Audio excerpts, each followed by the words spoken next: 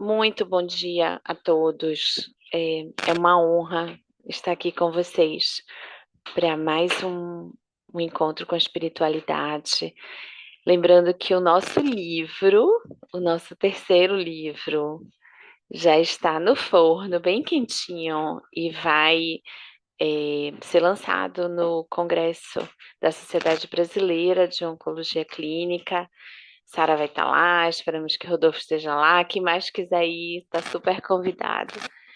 E, e vai ser muito bom, porque é uma roda de amor, né? Porque toda a renda é revertida para a Casa Solange Fraga, que é uma casa que precisa de tanto, tanto, tanto, tanto. Então, eu gostaria muito de convidar a doutora Sara Nanda para iniciar essa nossa conversa hoje sobre livros.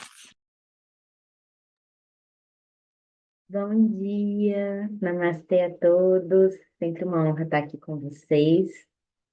Meu nome é Sara Nanda, sou médica paliativista do Grupo Oncoclínicas e aqui nessa família bonita eu trago um pouquinho da minha ascendência, que é da Índia, hindu.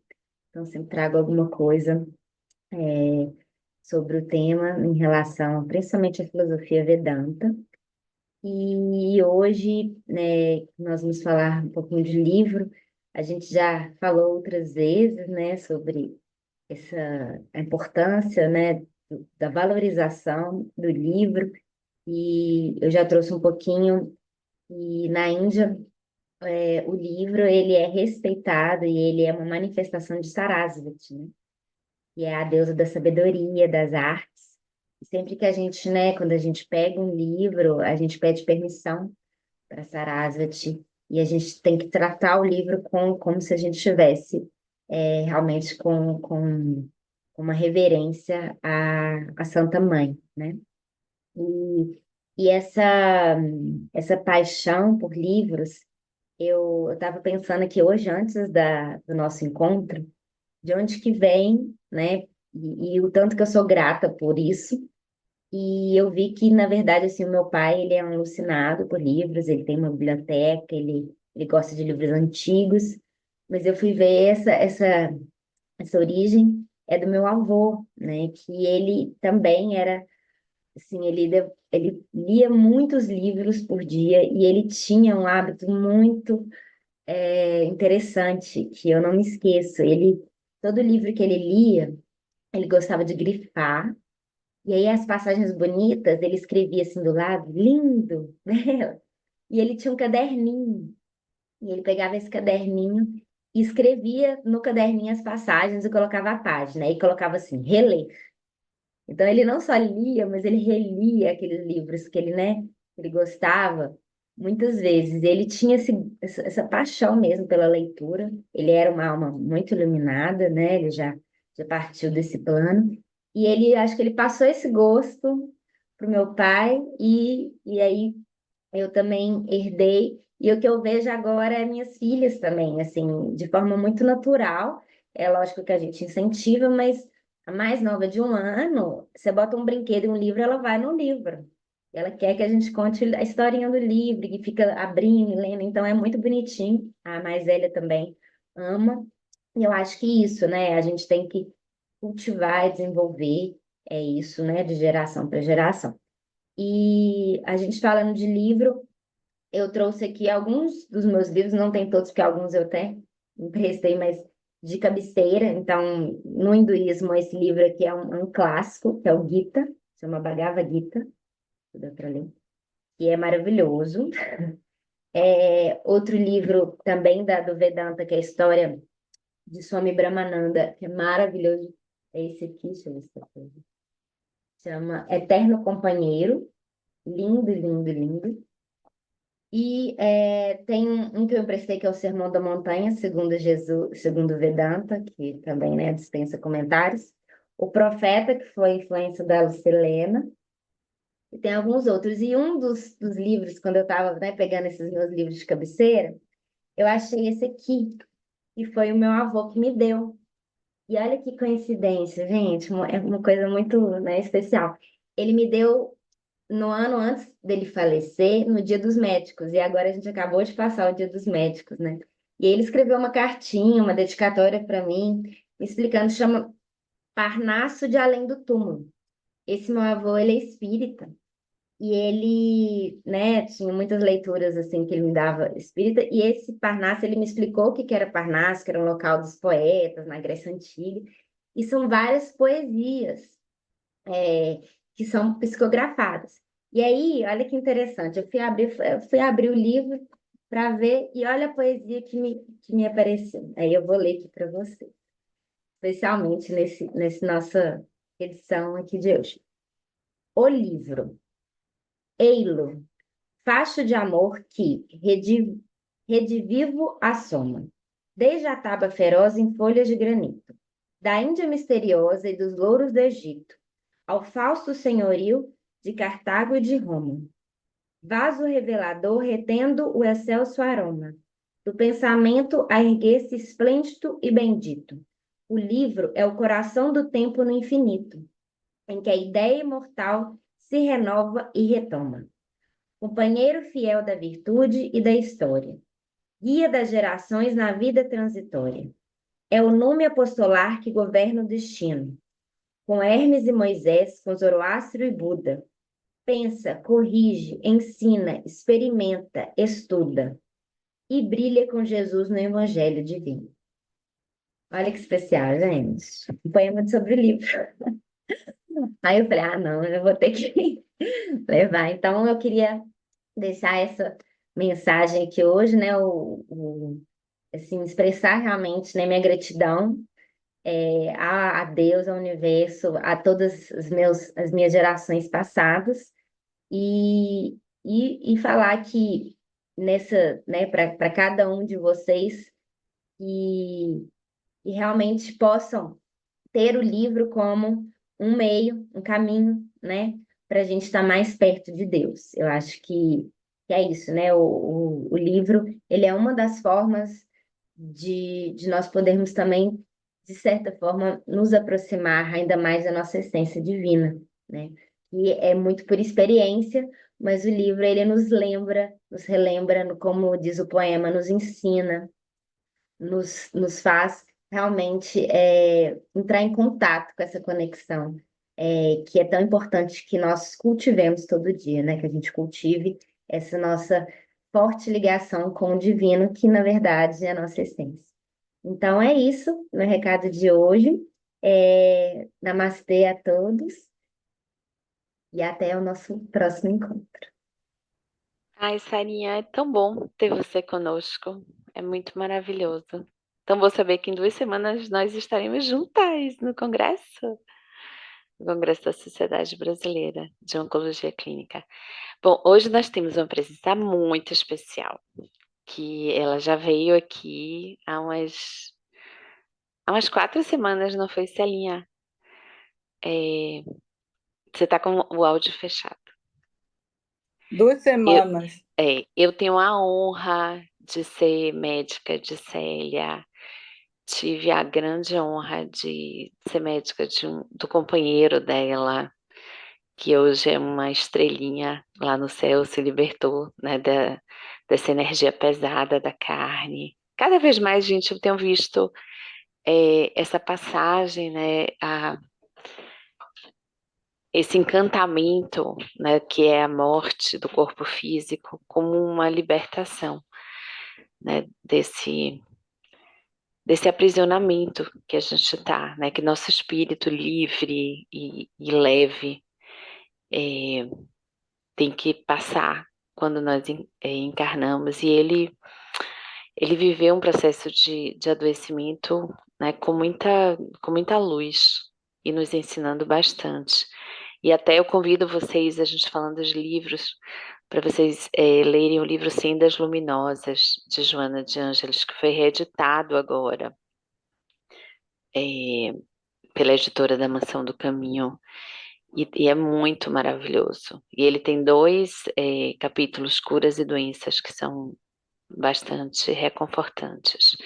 E aí, Celinha, é muito bom ter você conosco, Célia Junquilho, e eu vou passar a palavra para você, então. Tá bom, doutora Clarissa. Muito obrigada. Você já me apresentou. Bom dia a todos. Eu estou muito alegre e com muita emoção de estar aqui nesse encontro. Eu sou sua paciente há quase 20 anos, né? E sou também pedagoga. Então, sinto que a vida, na sua delicada sabedoria, nos traz coincidências que parecem simples, mas carregam mensagens profundas. Estávamos em uma conversa de família quando minha filha relatou que o caçula não estava gostando de ler e que não seria um homem culto. Então ponderei que o homem culto é aquele que, além do conhecimento, cultiva as virtudes e os valores. Dessa conversa nasceu a ideia de preparar um livro de histórias para presentear meus netos, um gesto de amor, de memória e de sabedoria. Este é o livro. Por uma feliz coincidência, a ideia de preparar o livro de histórias para presentear meus netos, um gesto de amor, de memória e de esperança, recebi o convite para o encontro com a espiritualidade. E o tema, justamente, os livros são objetos transcendentes, mas podemos amá-los do amor tátil. Não poderia ser mais simbólico. Percebi nessa sincronia um sinal especial. Gostaria muito de participar em tempo real desse encontro. Os livros, para mim, sempre foram pontes. Pontes entre o visível e o invisível, entre o que sabemos e o que ainda estamos aprendendo a sentir. Quando abrimos o livro, abrimos também uma porta para dentro e para além de nós mesmos. E é curioso pensar que é algo tão concreto, papel, tinta, capa, possa conter o que é mais sutil: ideias, afetos, memórias e fé. Os livros são testemunhas silenciosas do nosso caminho. Guarda os sonhos de quem escreve e desperta os sonhos de quem lê. Cada página é uma conversa entre almas que talvez nunca se encontrem pessoalmente, mas que se reconhecem no espaço sensível das palavras. Há livros que curam, livros que nos acompanham em momentos de dor, livros que nos devolvem o sentido da vida quando o mundo parece sem cor. E há livros que são como orações. Não se leem apenas com os olhos, mas com o coração. Eu vou chamar você para ver o novo livro que eu comprei para a gente ler. Livros, livros, livros. Eu quero passear no mundo da literatura. Essa canção é de Zazuca, que está na playlist. Mas foi Caetano Veloso, na canção com o mesmo nome, que escreveu: eles são objetos transcendentes e, no entanto, nós os amamos do amor tátil. Amamos o gesto de folhear, o cheiro das páginas, a textura do tempo guardado ali. Amamos o toque, porque ele nos lembra que a alma também precisa de corpo para manifestar. Na canção O Caderno, Padre Fábio de Mello nos fala sobre o ato de escrever a própria história. Sou eu que você, do primeiro rabisco até o beabá. Essa letra nos recorda que cada vida é um livro em constante escrita. Nossos dias são páginas em branco que a existência nos entrega todas as manhãs. Escrever nelas é um ato de fé. Fé de que vale a pena continuar, mesmo sem saber o final do capítulo.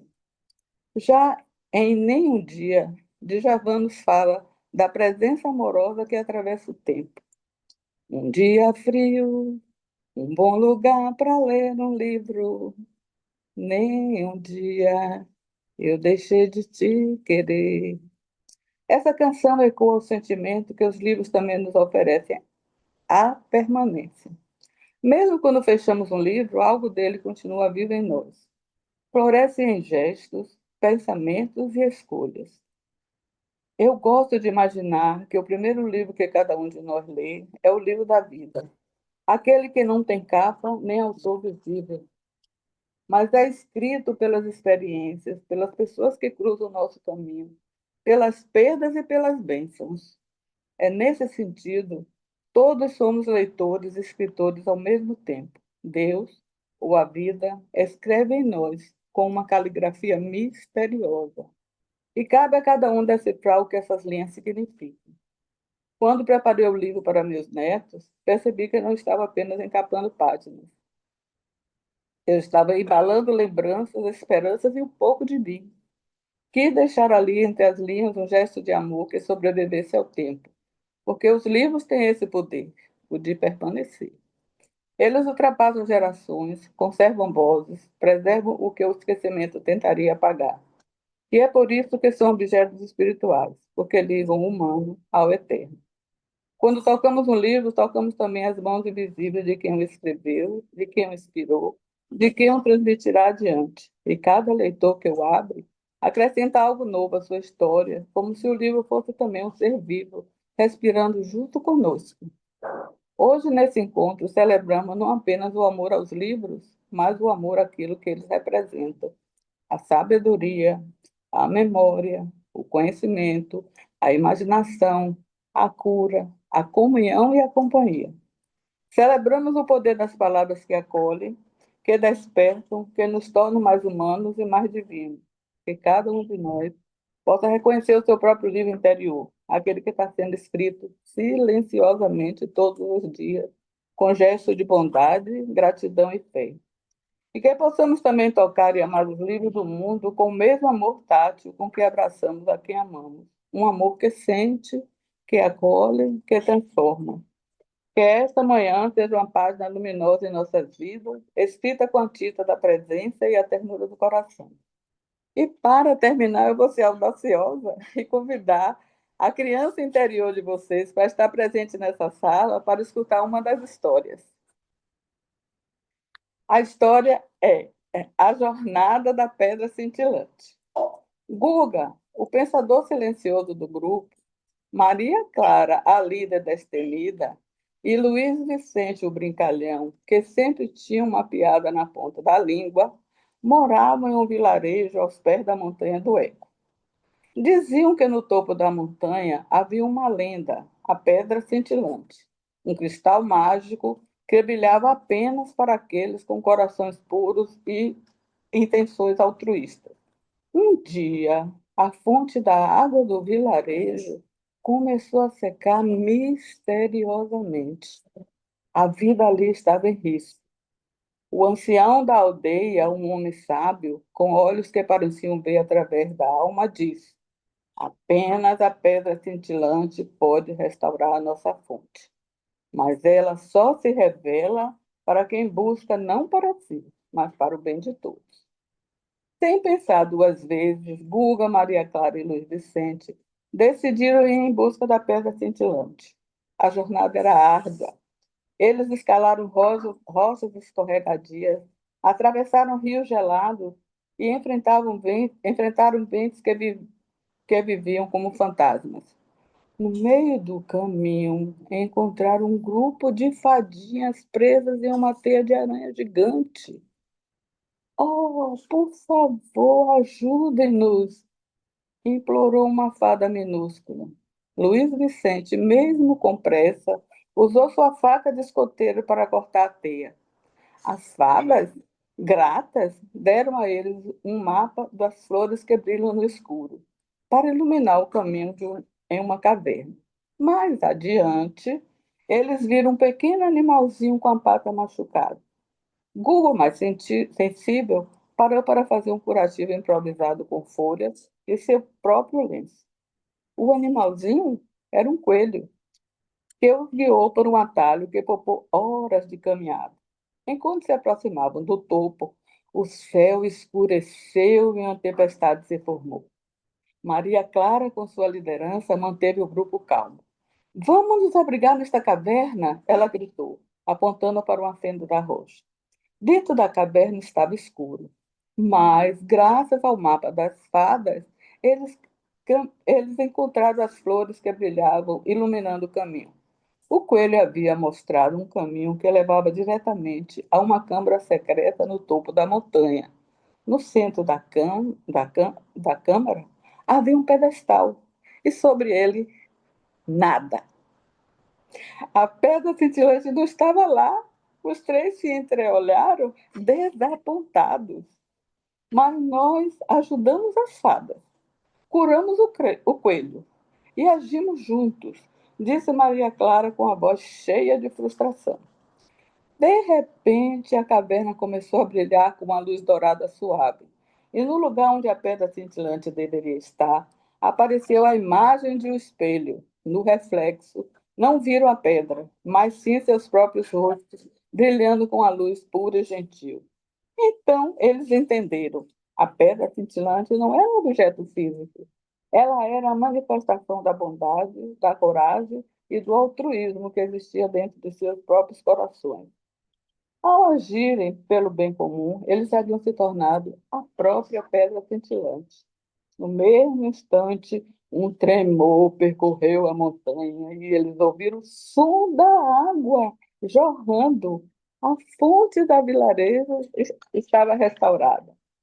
Eles voltaram para casa não com uma pedra, mas com a certeza de que a verdadeira magia reside em fazer o bem, em ajudar quem precisa e em ter um coração puro. E que a maior recompensa de uma jornada não é o que se encontra no final, mas quem a gente se torna durante o caminho. A verdadeira magia e poder vem da sua bondade, altruísmo e intenções puras. E assim essa história chega ao fim. Mas a magia, essa apenas começou. Espero que cada página, cada aventura e cada risada tenham a doutora Carolina se riu muito, tenha despertado algo especial dentro de nós. Lembre-se que na jornada da Pedra Cintilante, a verdadeira magia mora no coração. Não é algo que se encontra apenas em contos de fadas. Ela vive em nós, nas escolhas diárias, na bondade para com o próximo, na coragem para enfrentar desafios e na capacidade de amar e sonhar. Então, vamos e deixemos que o mundo se revele aos nossos olhos curiosos. Um coração aberto e uma mente cheia de imaginação. Contem suas próprias histórias, espalhem sua própria magia e deixem sua centelha dourada brilhar intensamente, porque o maior conto de todos é o que nós escrevemos a cada dia. A magia está em nós. Acredite nela. Muito obrigada. Eu estou muito Ai, feliz e emocionada. que lindo! Que conto. Eu vou contar para Bel. Depois você me manda. Eu mandei em PDF já lá no Ah, seu pronto. Zap. Eu achei que não era, que era só a capa. Pronto. Não, é o livro ali. Vou imprimir e vou pedir a Renata para imprimir e vou mandar para todo mundo aqui no grupo. Celinha, é Ah, sempre, tá ó, bom. seja sempre bem-vinda. Se quiser vir todas as vezes, me fale. Tá bom, doutora. Foi muito Muito, bom. muito Só não obrigada. gosto desse doutora dela. Ah, Claudinha, estou louca para ouvir o que você vai falar. Nossa contadora de Imagina. histórias que traz livros tão lindos. Falando em livros, eu queria convidar vocês para lerem um livro, na verdade, é uma coleção, que é a Turma da Mônica. Tem a Turma da Mônica com Jesus, tem a Turma da Mônica com São Francisco, e é a coisa mais maravilhosa. São Tem lindos um, os livros. tem um jogo da Viva que chama o Jogo Eu Conto, que foi feito em parceria com o pessoal de de Maurício de Souza, e que fala do câncer com crianças, e é um jogo. Eu vou levar um para você. Bom dia, meu nome é Cláudia Guimarães, sou assistente social aposentada, coordeno o grupo de voluntários contadores de história em hospital. Falar de livro, a gente acaba fazendo uma pesquisa porque eu vou a fundo no título do tema do dia. E os livros são objetos transcendentes, mas podemos amá-lo de amor tátil. Esse trecho da música aborda a dualidade entre o valor simbólico dos livros e o apego físico a eles. Caetano sugere que a leitura tem o poder de criar novos mundos, ampliar o horizonte. Os livros não apenas informam, mas também transformam a experiência humana. Há uma conexão entre a música e a literatura, mostrando como ambas as formas de arte podem ser usadas para expressar e transformar a experiência humana. O livro foi e será sempre o companheiro de transferência de informações. Um momento de encontro do escrito, pensado, registrado com o leitor, leitora, que fará sua releitura. A compreensão, a troca, a criação por meio de letras, da mensagem, da informação. Os livros formam e informam, se relacionam com nossos sentimentos e afetos. Como diz a frase de Bartolomeu Campos de Queiroz, entre o leitor e a leitura tem outro livro.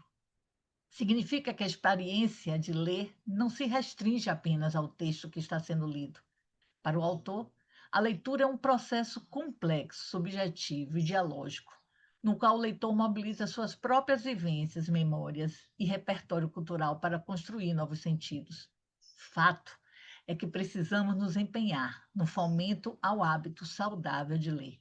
A leitura nos torna mais reflexivos e, além de tudo, ainda mais humanos. Abrir um livro significa embarcar em uma jornada de descobertas que vai muito além das palavras escritas. É um convite para explorar novos mundos, compreender diferentes perspectivas e crescer como seres humanos. Em meio a uma rotina em que as telas se interpõem entre os familiares e crianças, o ato de um adulto parar o que está fazendo, pegar um livro em suas mãos e intencionalmente convidar uma criança para participar desse momento é algo potente. E começamos em casa, porque diferente das telas, você não pode simplesmente colocar o livro na frente da criança e esperar que ela se entretenha sozinha. Ler para e com crianças, desde os primeiros meses de vida, é uma das estratégias mais eficazes para promover seu desenvolvimento integral. A contação de história a partir de livros para a infância cria uma oportunidade de fortalecimento de vínculos, ampliação de consciência social e desenvolvimento de inteligência emocional. E é isso que fazemos. Porque o que é importante quando a gente chega no hospital, ou quando a gente está em casa, ou quando a gente se dispõe a contar a história? Os livros fazem uma conexão e nós precisamos trazer essa literatura, nós precisamos desenvolver esse mundo mágico, essa imaginação, porque quando contamos história, construímos através do poder do livro, de certo, pontes entre o mundo real e o universo lúdico infantil. Assim, ajudamos principalmente as crianças a reconhecer situações e sentimentos presentes no dia a dia. Os livros não mudam o mundo. Quem muda o mundo são as pessoas. Os livros só mudam as pessoas, dizia Mário Quintana.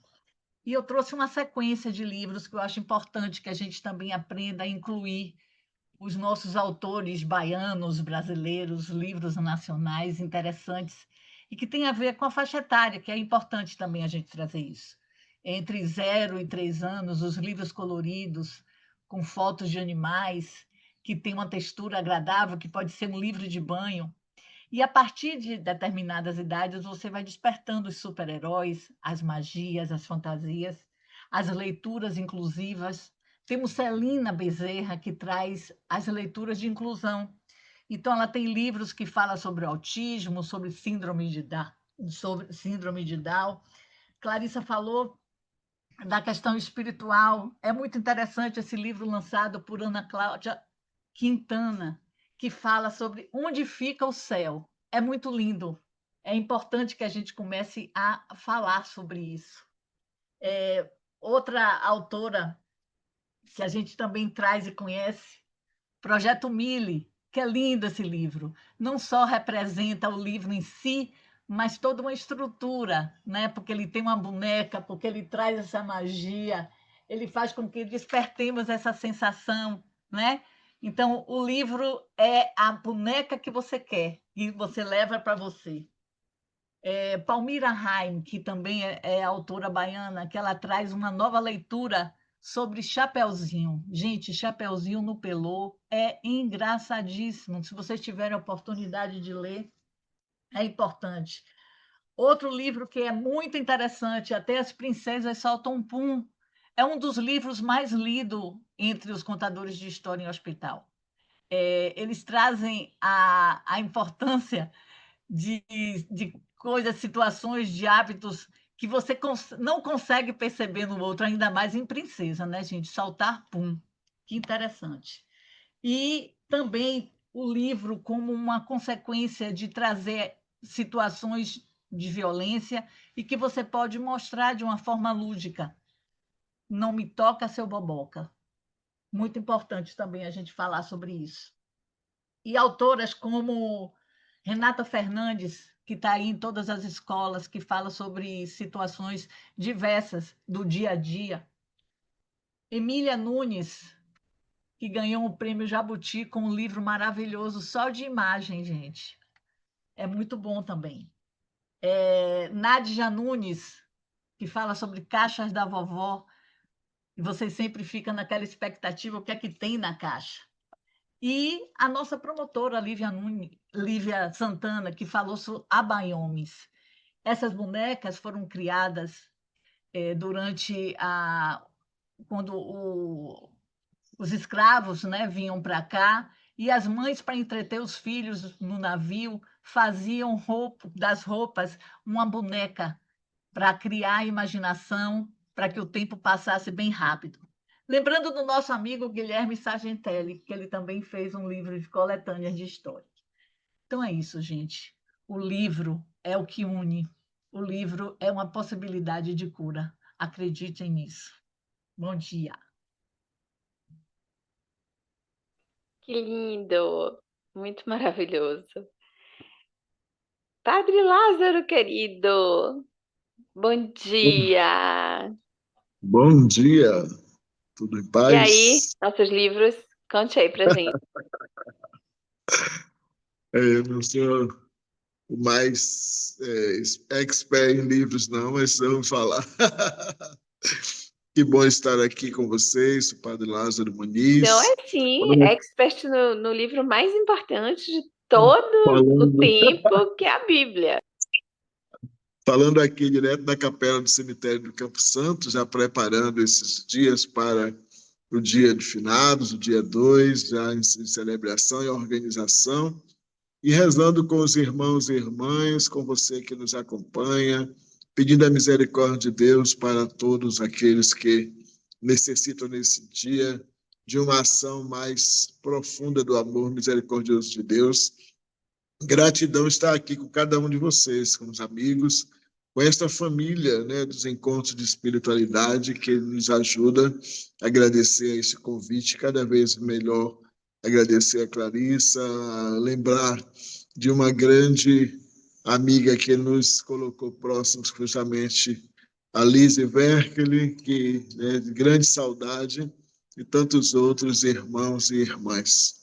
E assim nos colocar na graça de Deus. Estamos em festa, a Igreja do Rosário dos Homens Pretos está em festa, por isso que eu estou na agonia desses dias de novena, de festa. Aproveitar para convidar os que puderem para aparecer por lá. Domingo é o grande dia da festa, missa 7, missas 10, procissão. E na segunda-feira, a missa pelos antepassados e a grande o banquete do bacalhau de Nossa Senhora. Então, está todo mundo convidado para segunda-feira lá na Igreja do Rosário. Viu, Rodolfo? Venha de lá para cá para poder participar com a gente. Eu quero lembrar, falando do livro, duas páginas bíblicas que são importantes. Uma do profeta Ezequiel. Ezequiel, quando foi convidado, quando foi chamado para exercer a sua missão, um anjo do Senhor lhe entregou um rolo, né, um papiro, um rolo, e disse a ele: toma e come. E Ezequiel ficou preocupado: como tomar e comer aquele? Mas o anjo lhe repetiu de novo: toma e come. E ele fez, e ele dizia que aquele livro, aquele rolo, era, né, como mel ao paladar, mas era como fel no estômago. Porque ele dizia o quanto, para lembrar o quanto a palavra ela pode ser muito agradável e também, ao mesmo tempo, ela pode causar dor, mas a dor não no sentido de que o livro de que a palavra é para machucar, mas para dizer que ela também é que ajuda a fazer o discernimento, a fazer a interpretação da vida, a fazer a tomar as posturas, e muitas vezes nem tudo aquilo que a gente precisa fazer ou decidir é tão fácil, é tão agradável, é tão doce. Muitas coisas funcionam de fato como um fel, como uma dor para tomar algumas decisões na vida. Então nós tomamos, mas ele sempre dizia que era importante poder comer do livro da vida, alimentar-se, né? E São Paulo toma isso depois, muitos anos depois, São Paulo na carta a Timóteo, no capítulo 3, São Paulo na carta a Timóteo vai dizer, né, falando das Sagradas Escrituras, ele diz, elas têm o poder de te comunicar a sabedoria que conduz à salvação.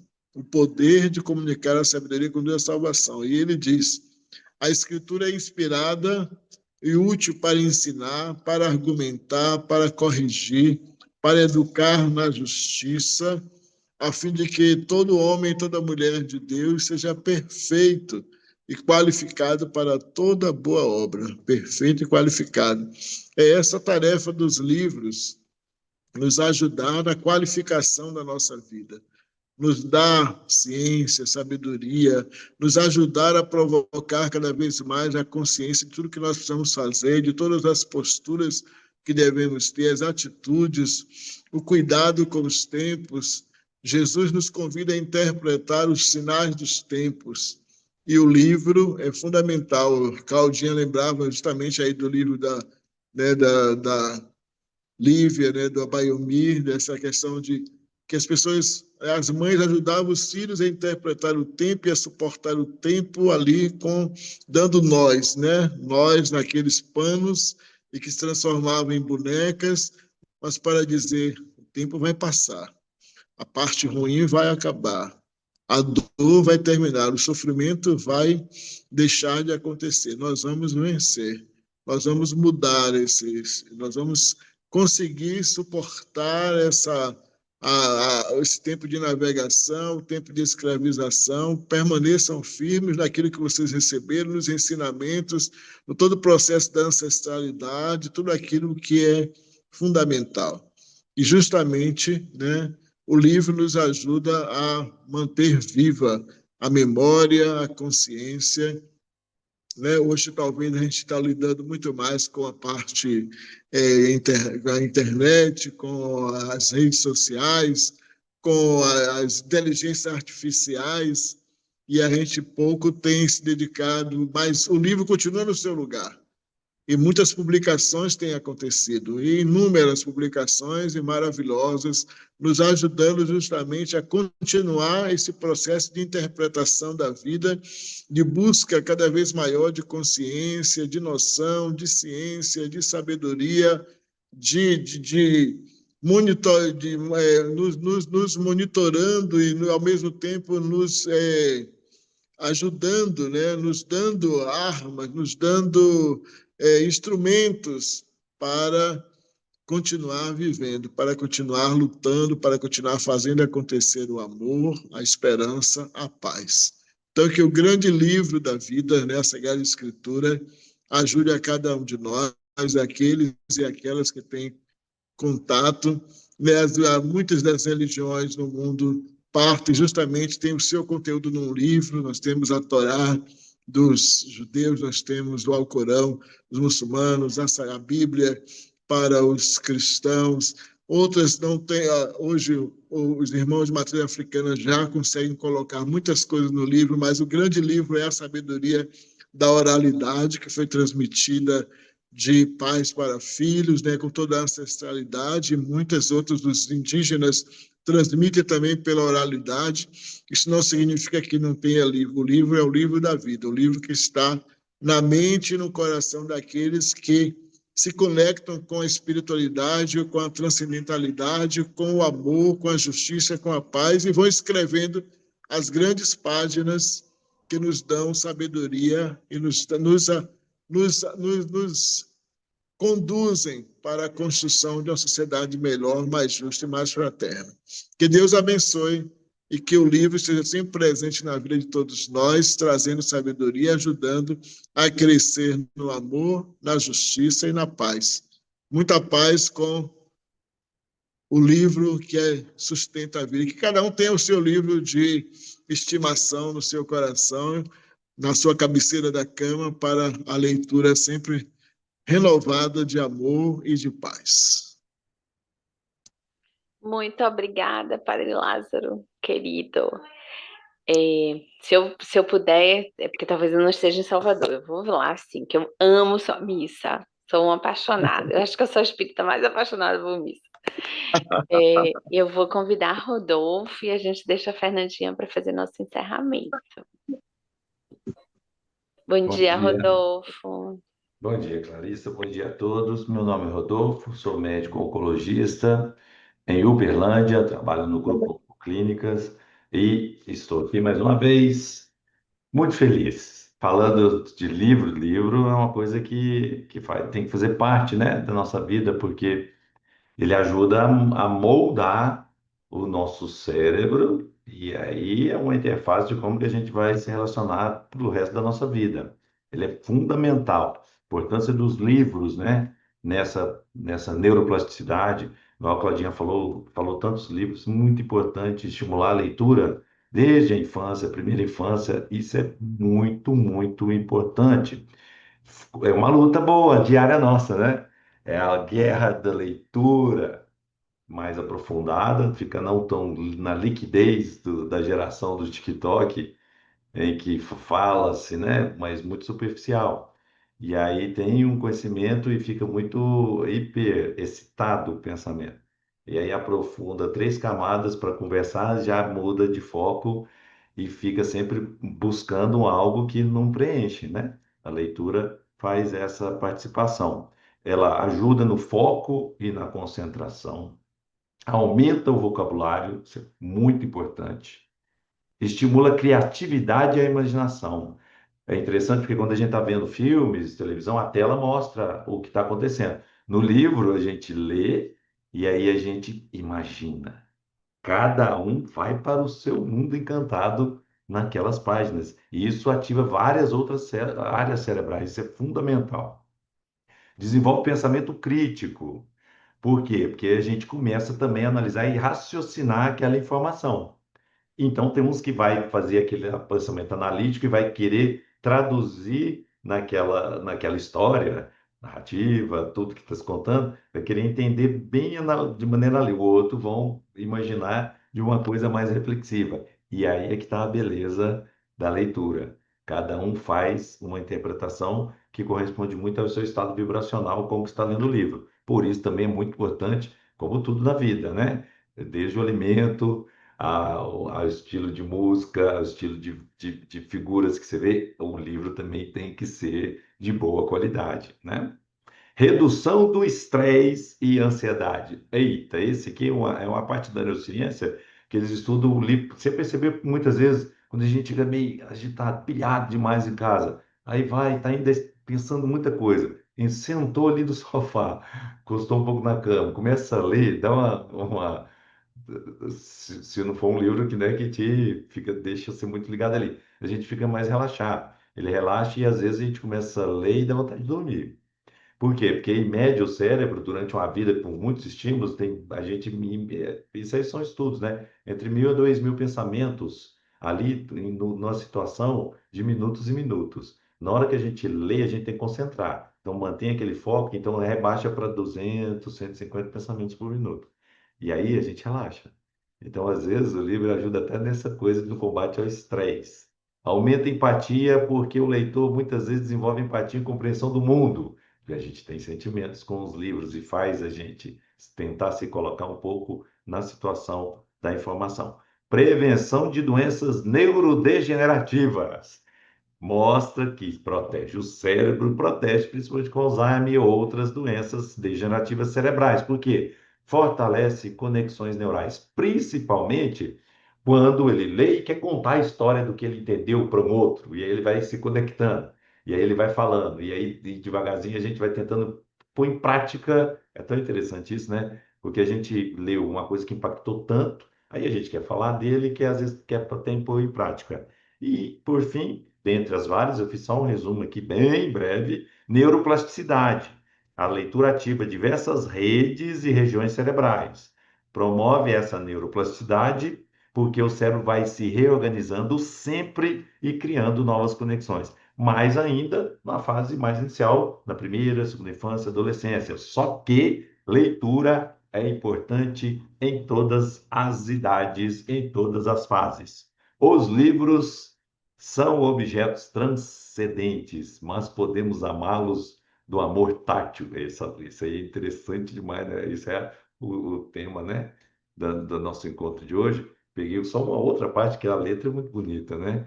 Os livros que na nossa vida entraram são como a radiação de um corpo negro. Aí eu fui lá no filme Interestelar, né? Falei, nossa, a radiação de corpo negro é a radiação mais forte que tem, então, né? Capta lá do boneco, capta até a luz, apontando para a expansão do universo. Caetano Veloso era um cosmólogo também, falou de Big Bang sutil aqui, radiações de corpo negro, que são os primeiros estudos também que desenvolveu toda a física quântica. Dica de leitura, você vê que hoje eu estou telegráfico, assim, ó, caminhando. Terceira parte da resenha, dicas de leitura, gente. Tem que falar de dicas de leitura. Falaram tantos livros aqui. Eu tenho vários livros, né? Mas esse livro aqui, eu estou lendo ele, está mexendo comigo. Então, a dica de leitura para todos. O livro chama Humanidade, uma história otimista do homem. Pegar um brief aqui, bem, só para dar aquele, igual eles falam, o abstract, como é que fala lá do filme, né? Sinopse. Sinopse aqui, porque para estimular todo mundo a ler, ó. Se existe uma crença que une esquerda, direita, todo mundo, psicólogo, cientista, pensadores, tudo, é a suposição de que os seres humanos, eles não são tão bonzinhos. Pelo contrário, o ser humano é mau e ponto final. É uma noção que se pode ser vista diariamente em manchetes, jornais e tudo. De Maquiavel a Hobbes, de Freud a Pinker, essa crença moldou o pensamento nosso ocidental. O ser humano, ele é um pouco egoísta pela sua natureza e age, na maioria das vezes, pensando no interesse próprio. Reticências. Mas, e se isso não for verdade? O livro Humanidade, uma história otimista do homem, oferece uma nova perspectiva sobre a história da humanidade com o objetivo de provar cientificamente que estamos programados para a bondade, voltados para a cooperação em vez da competição e mais inclinados em confiar em vez de desconfiar dos outros. A gente confia mais do que desconfia. Na verdade, esse instinto tem uma base evolutiva que remonta ao início da história, desde que a gente era um caçador e coletor. E aí ele vai desdobrar. Por isso é importante acreditarmos na bondade e no altruísmo da humanidade. E isso formará a base para alcançarmos uma verdadeira mudança na sociedade. Tem altas histórias nesse livro, desde aquela famosa das marcas dos nossos antepassados, neandertais, australopithecus, lá atrás, do fêmur machucado, e que estava perto de outro, quando a gente, fugindo de uma presa, um dos nossos caiu, ficou para trás, e aquele movimento instintivo de olhar para trás e falar, não vou deixar ele. E aí pega um, põe nas costas e sai correndo. E aí a gente começa com o instinto de cuidar um do outro, e por aí vai, e aí a gente foi selecionando os genes da colaboração. Eu digo mais, a gente só chegou aqui por colaboração. Em alguns momentos a gente tem que competir sim, só para se fortalecer e fixar nesse planeta. Mas a colaboração é que põe a gente aqui em cada lugarzinho, no cantinho desse país, para conversar aqui. E espalha também pelas redes, e a gente vai colaborando. Quarta parte da resenha e ponto final. Elucidações de um amigo que eu tenho, ele colabora demais com a minha vida sempre. Elucidações de Emmanuel, do livro Doutrina e Vida, Psicografia de Chico Xavier. Ele escreve do livro, o livro espiritual. Ele fala um pouco do que é um livro em nossa vida. Emmanuel, né? Cada livro edificante é porta libertadora. Cada livro edificante é porta libertadora. Vamos abrir portas, gente. Meia horinha por dia. Se de meia horinha a gente vai gostando, o cérebro perde. Aí a gente vai uma horinha que seja. Mas que seja 3 vezes por semana, igual atividade física. É musculação para o cérebro. E aí o nosso cérebro fica mais fluido. E aí a gente fica mais saudável. Melhora tudo, melhora até o jeito de se lidar com o mundo. Enfim, o livro espiritual, o espírita, emancipa almas nos fundamentos da vida. O livro científico livra-nos da incultura, porém, o livro espiritual livra da crueldade, para que os louros intelectuais não se desregrem na delinquência do poder. Olha que fantástico isso. Ciência tira a gente da ignorância, da incultura. Mas a ciência sem o espírito, o amor, faz a gente pegar a força do átomo e tirar a gente desse problema energético do planeta que está lá na força atômica, só que a gente pegou essa força do átomo com cientistas ainda querendo poder e jogou uma bomba maior. Então, a bomba atômica destrói planetas, mas da força desse núcleo atômico, ele salva planetas. Essa é uma questão de perspectiva. Vamos espiritualizar o conhecimento científico. O livro filosófico nos livros do preconceito, mas o livro espiritual livra da divagação delirante, a fim de que a elucidação não se converta somente em palavras inúteis e coloque em prática a nossa filosofia. O livro jurídico nos livra das injustiças. O livro espiritual nos livra da parcialidade, a fim de que o direito não se faça instrumento somente de alguns.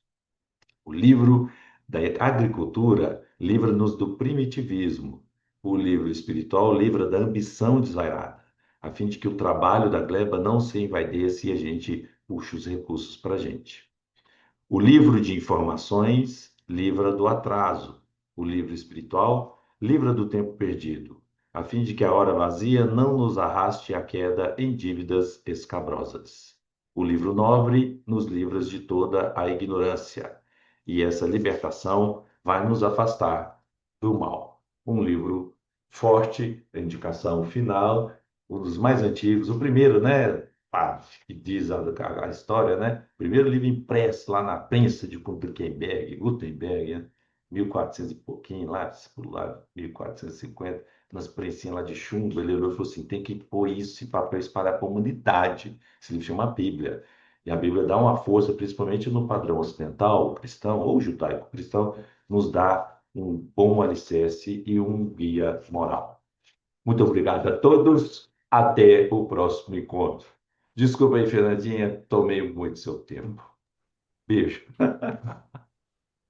Foi maravilhoso. É, bom dia, minha Nanda querida. Bom dia, que alegria! Não tomou tempo nada, estava aqui numa alegria ouvindo. E agora eu me viro no set, viu? Me viro no set. Tá pensando o quê? Eu me chamo Fernanda, sou aqui da Serra Gaúcha. Hoje aqui tá um dia quentinho, viu? Hoje tá com 17 graus, então nós estamos numa alegria. Semana passada estávamos com 4 graus na primavera. Então, até aqui, nós que não somos acostumados a um frio na primavera, veio frio na primavera. Eu trabalho como terapeuta, sou professora, também sou empresária e uma estudante da vida. Livro, para mim, é uma coisa tão incrível que deveria ser um elogio, sabe? Dizer assim, você é tão livro, né? De tanto que eu amo livros. Uma das minhas primeiras profissões, né? Logo que eu saí da faculdade, eu estudei administração de empresas, eu abri uma livraria com a minha irmã, né? Então, o mundo dos livros para nós também se tornou nosso trabalho. Hoje, no meu espaço terapêutico, eu ainda continuo vendendo livros. Então, aqui na nossa empresa, nós temos logo na recepção um lugar onde vendemos livros. Livros que nós indicamos, que também são remédios, né? E o livro que eu vou comentar com vocês, o livro que eu trouxe para falar, e enquanto eu falava com o Henrique, que é da equipe, para partilhar a capa com vocês, eu ele me falou que esse livro para ele também foi um remédio. Então, para mim, livros são remédios e eles falam diretamente com a nossa alma, né? Se nós nos permitimos esse mergulho profundo no livro, ele nos devolve algo. E o livro que eu trouxe, Henrique, se tu tiver aí e quiser compartilhar, chama O Cavaleiro Preso na Armadura. Essa é uma das capas mais recentes dele, tem capas mais antigas, ele já tem várias edições. Esse livro ele conta uma fábula, né? Ele é um livro fininho. Inclusive, se você procurar ele, quem tiver aí, e quiser ouvir ele em áudio, Tem lá no Spotify. Você pode ouvir ele no Spotify também. Muito obrigada, Henrique. O Cavaleiro Preso na Armadura. E aí, como nós podemos olhar, né, para as nossas armaduras? Ali ele faz uma analogia às nossas definições, às nossas identificações. Muitas vezes nós estamos identificados, né, com um traço da nossa personalidade. Muitas vezes nós estamos identificados com a nossa profissão. Nós estamos identificados com uma doença, né? Com um grupo que a gente pertence. Então, esse livro, ele traz uma percepção de como nós vamos nos identificando com características que nós temos. E quanto mais nós nos identificamos com certas características, nós esquecemos de ser realmente quem somos. E nós vamos nos perdendo, nós vamos nos sufocando na armadura que construímos. Essa provocação, ela me levou a um lugar de cura muito grande, né? Quando nós começamos a nos definirmos. Obviamente que nós precisamos ter um norte, né? Eu preciso estar aterrada aqui como Fernanda, eu preciso saber que eu sou uma mulher, que daqui uns dias faz 47 anos, né? Que eu moro na Serra Gaúcha. Nós temos rótulos que precisamos nos identificar para conseguir viver nossa dinâmica terrena. Mas muitas vezes nós criamos identificações e criamos rótulos para um período da vida ou para uma necessidade e nós ficamos muito associados a isso. Eu não sei mais quem eu sou se eu não for isso, né? E aí o cavaleiro ele conta, né, o quanto ele foi se apegando a toda aquela armadura que ele precisava para guerrear e depois o quanto foi um desafio para ele conseguir remover essa armadura. Então fica o convite aqui para que a gente possa reconhecer nossas armaduras, reconhecer quando elas são necessárias e reconhecer quando é possível tirá-las. Ah, às vezes, nós vamos nos apegando tanto a uma característica, porque eu sou brava, porque eu sou irritada, porque eu não tenho paciência. E nós não somos só isso, nós somos muito mais que isso. Em alguns momentos, sim, estamos irritados, em alguns momentos, sim, estamos estressados, mas nós não somos isso. Isso é apenas uma parte nossa que se mostra, né? Se nós ficarmos apegados a essas características, a nossa armadura nos sufoca. Então, muito obrigada. Me virei no 6, devolvendo 1 minuto para nossa líder master. É sempre uma honra. Esse grupo é tão maravilhoso que esse grupo é livro. Um beijo. Nossa, que lindo. Gente, foi muito maravilhoso hoje. Agradecer muito a cada um dos participantes. Celinha amada, sempre que você quiser, se quiser ser permanente, manda para Henrique sua fotinha para a gente colocar. E assim, essa é uma roda do bem, né? E é muito bom a gente saber que nós temos esses oásis de bondade no mundo, esses oásis de livros. Né? Tanto esse livro, Nanda, eu já li, eu comprei por sua indicação, acho que é o ano passado. Então, deixando aqui o meu livro favorito na vida, que é O Pequeno Príncipe, que é muito maravilhoso. Então, muita gratidão a cada um de vocês, gratidão a todo o pessoal de back-office, e a Henrique, que tem sido tão maravilhoso. Obrigada. Beijo no coração.